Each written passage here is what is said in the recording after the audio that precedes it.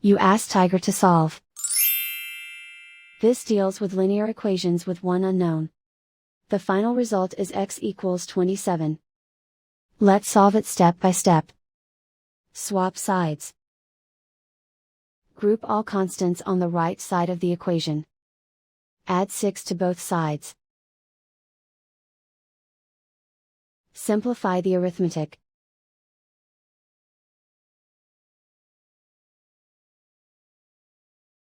Isolate the x. Multiply both sides by 3. Group like terms. Multiply the coefficients.